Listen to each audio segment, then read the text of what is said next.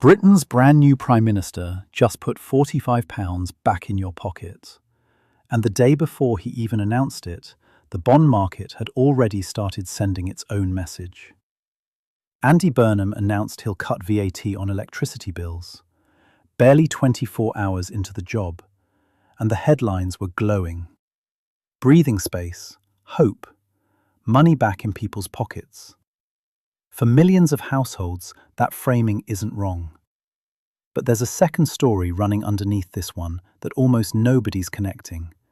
And by the end of this video, you'll understand why it matters more than the £45 does. Here's what we're covering. What Burnham actually announced, who benefits most, what the funding story really looks like. And then the part that market strategists were flagging that same week. Because there's a real tension between what this policy says and what bond investors are hearing. Then I'll tell you what this practically means for your bill, your mortgage, and what to watch before the autumn budget.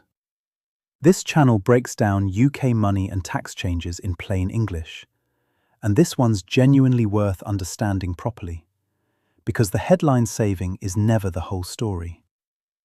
We did the same thing with the renting versus buying numbers. The same dynamic is playing out here.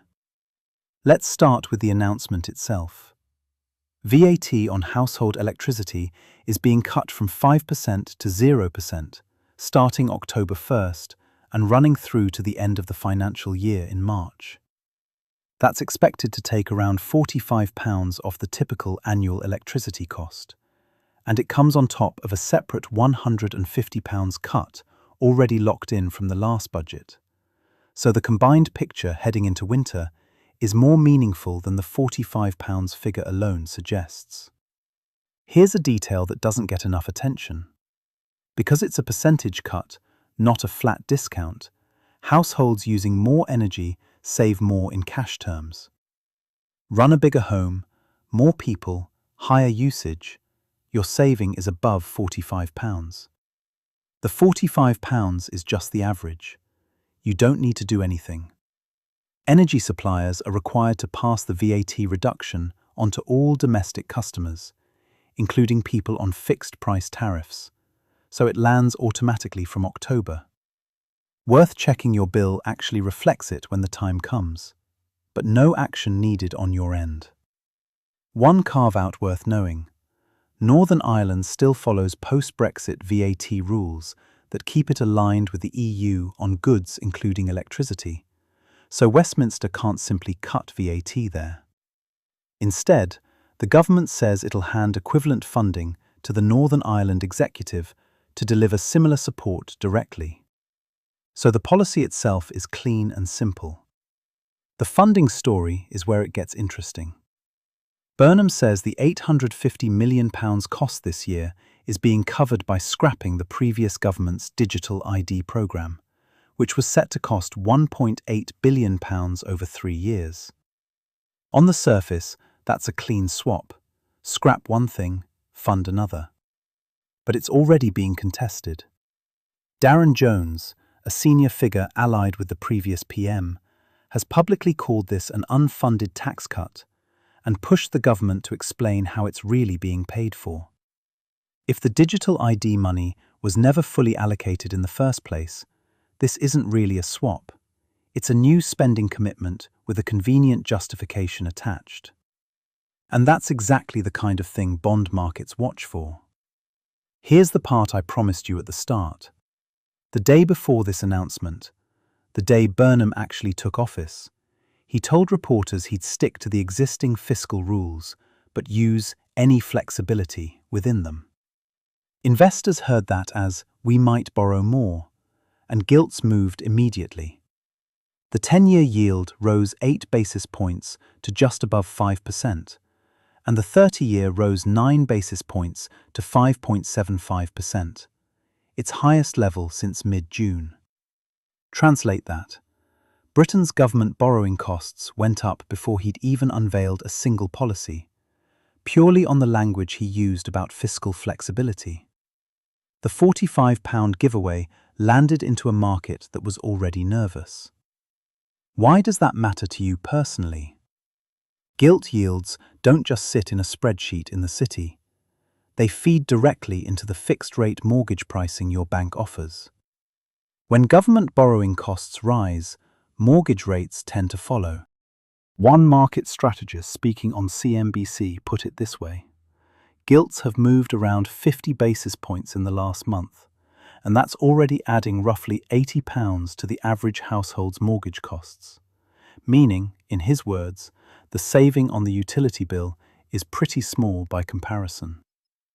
It's worth being honest here. It's not entirely clear from that comment whether he meant £80 a month or £80 a year. Even taking the more conservative reading, that's still in the same ballpark as the entire £45 annual energy saving, which is the real story most coverage is missing. Zoom out further and the pressure isn't new. UK government debt interest spending is running at roughly double what it averaged in the decade before the pandemic, according to the Office for Budget Responsibility, meaning the government is already more sensitive to yield moves than it used to be, before Burnham's added a single new pledge. So Burnham isn't starting from a neutral position. He's inheriting a market that's already on edge, where every word about flexibility gets scrutinized in real time. So where does that leave you practically? The £45 is real. It runs from October through to the end of the financial year, and it lands automatically. Your supplier passes it on, no action needed. It only applies to the electricity portion of your bill. So if you're on a dual fuel tariff, you'll only see the reduction on the electricity side. And officials estimate the wider policy trims about 0.10 percentage points off CPI inflation. A modest but genuine contribution to the cost of living picture this winter. But if you're remortgaging or buying this year, the number to actually watch isn't the VAT headline.